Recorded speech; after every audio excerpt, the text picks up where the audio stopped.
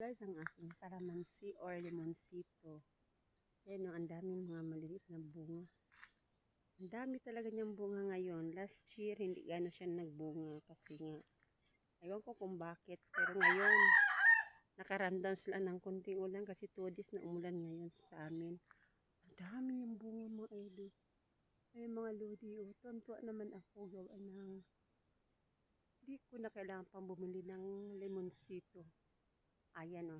Ang dami talaga siya. Sana nga lang mabuo ito lahat o. Tignan mo.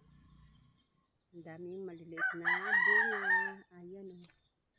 Ayan. Ang nakakatuwa tingnan sila.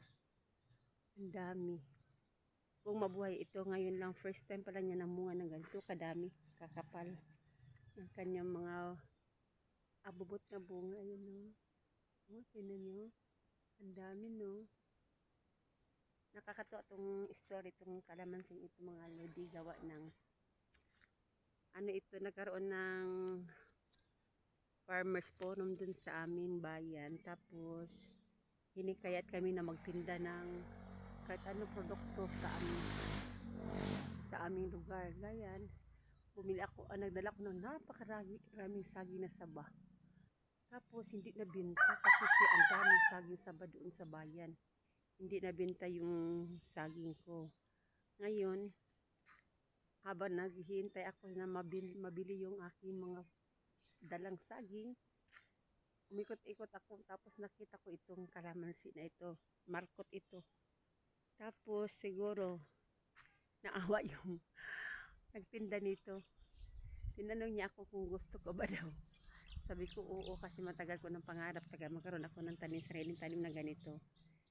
Tapos isabi niya, ano bang tinatanong niya ako kung ano ko daw binibinta ko. Sabi ko naman, nagbinta ko ng saging. Sabi niya, marami ba daw? Sabi ko, madami pa nga, hindi pa nabinta. Sabi niya, sige, palit tayo.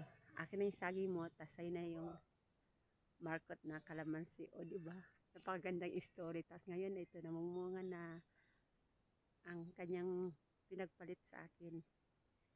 Ayan, o. Ang dami talaga. Sana nga lang mabubuhay ito lahat. Ayan. Oh. Ayan. Ang aking lemonsito.